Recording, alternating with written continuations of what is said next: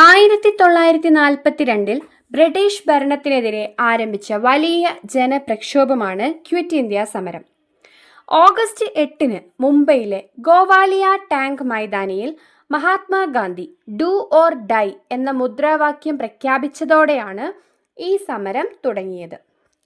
ഈ സമരത്തിന്റെ പ്രധാന നേതാക്കളിൽ ഒരാളായിരുന്നു സമ്പൂർണ്ണ വിപ്ലവത്തിന്റെ പിതാവ് എന്നറിയപ്പെടുന്ന ജയപ്രകാശ് നാരായൺ. സമരത്തിന്റെ പ്രധാന നായികയായി അറിയപ്പെടുന്നത് അരുണ അസഫ് അലിയാണ്. മുംബൈയിൽ കോൺഗ്രസ് പതാക ഉയർത്തി സമരത്തിന് ശക്തമായ തുടക്കം നൽകി അരുണ അസഫ് അലി. അതേസമയം ഉഷ മേത്ത രഹസ്യ കോൺഗ്രസ് റേഡിയോ ആരംഭിച്ച് സ്വാതന്ത്ര്യ സന്ദേശങ്ങൾ ജനങ്ങളിലേക്ക് എത്തിച്ചു. ക്വിറ്റ് ഇന്ത്യ സമരത്തിനു പിന്നാലെ നിരവധി നേതാക്കളെ ബ്രിട്ടീഷ് സർക്കാർ അറസ്റ്റ് ചെയ്തു.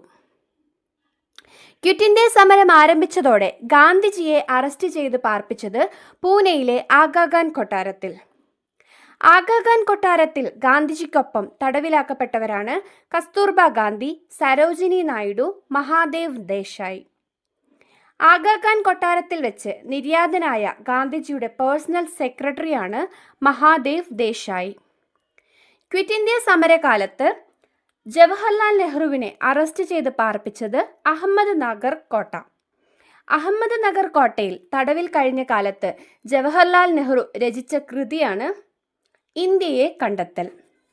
ക്വിറ്റ് ഇന്ത്യ സമരവുമായി ബന്ധപ്പെട്ട് ഗാന്ധിജി അറസ്റ്റിലായത് 1942 ഓഗസ്റ്റ് 9. PSCയുടെ ഉത്തരസൂചിക പ്രകാരം 1942 ഓഗസ്റ്റ് 8. ക്വിറ്റ് ഇന്ത്യ സമരകാലത്ത് ജയപ്രകാശ് നാരായൺ രൂപീകരിച്ച സംഘടനയാണ് ആസാദ് ദസ്ത്. ക്വിറ്റ് ഇന്ത്യ സമരകാലത്ത് കോൺഗ്രസ് റേഡിയോ പ്രക്ഷേപണം ആരംഭിച്ചത് മുംബൈ. കേരളത്തിൽ ക്വിറ്റ് ഇന്ത്യ സമരത്തിന് നേതൃത്വം നൽകിയത് ഡോക്ടർ KB മേനോൻ. മലബാറിലെ ക്വിറ്റ് ഇന്ത്യ പ്രസ്ഥാനത്തിന്റെ ശില്പി എന്നറിയപ്പെടുന്നത് KB മേനോൻ. ക്വിറ്റ് ഇന്ത്യ സമരകാലത്തെ വൈസ്രോയി ലിൻലിത്കോ പ്രഭു. ക്വിറ്റ് ഇന്ത്യ സമരകാലത്തെ INC president Maulana Abdul Kalam Azad. Quit India സമരകാലത്തെ ബ്രിട്ടീഷ് പ്രധാനമന്ത്രി വിൻസ്റ്റൺ ചർച്ചിൽ.